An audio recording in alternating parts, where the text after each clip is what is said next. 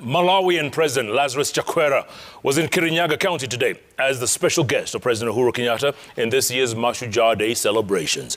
President Chakwera spoke glowingly of the relationship between Kenya and Malawi, but his presence did not cool down the political temperatures as Deputy President William Ruto and former Prime Minister Raila Odinga engaged in apparent Kenyatta succession campaigns.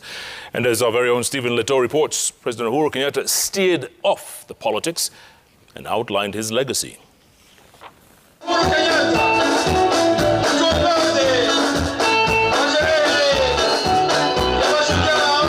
It was President Uhuru Kenyatta's last Mashujaa Day celebrations as president. President Kenyatta invited Malawi President Lazarus Chakwera, with his visit coinciding with this year's Mashujaa Day celebrations.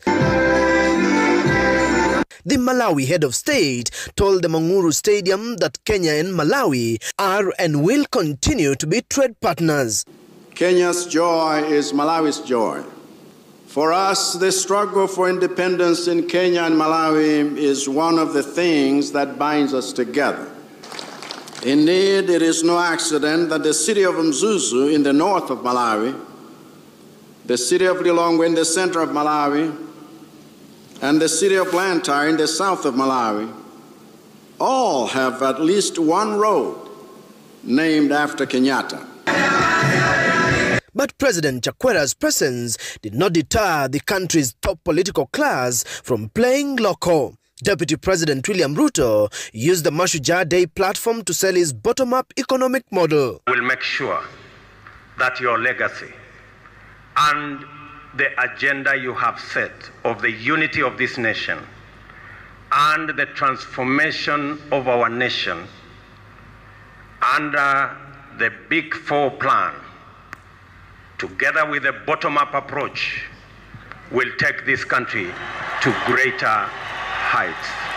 ODM leader Raila Odinga pressed on his quest for Mount Kenya votes. Odinga invoked memories of his support for retired President Mwai Kibaki, telling residents of Kirinyaga that he was a friend to the mountain. Honorable Kibaki got an accident and could not campaign. You campaigned for Mwai Kibaki. We saw him on a wheelchair in Nairobi. We came with him from Githurai, through Thika, through Kenol, through Muranga, Kirinyaga, Kerugoya, Karatina, mpaka Udhaya. Everywhere, the people were saying, Raila, Mutongoria, Jamba.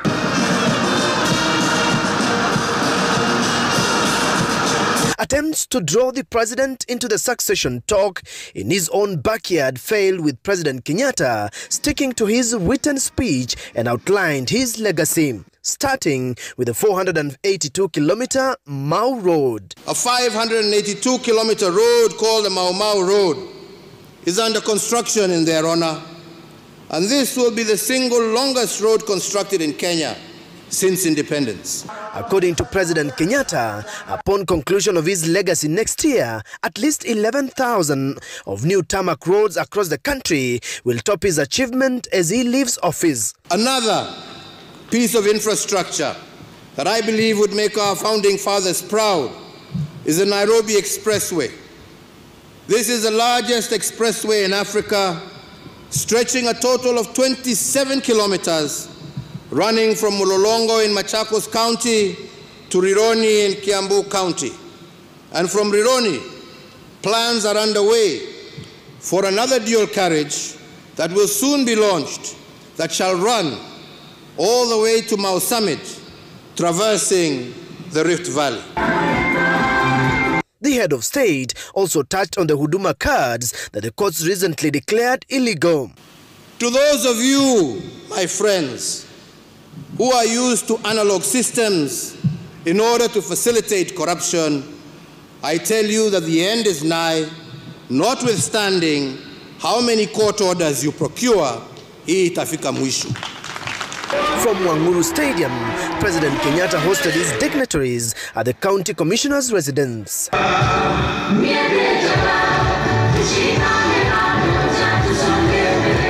Well, this This year's Mashujaa Day celebrations brought together the country's political fabric, with all those eyeing to replace President Uhuru Kenyatta in his seat next year, throwing in a few jabs just to hint that they are in the race.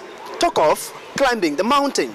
Stephen Letoo, Citizen TV, Wanguru Stadium, Kirinyaga County.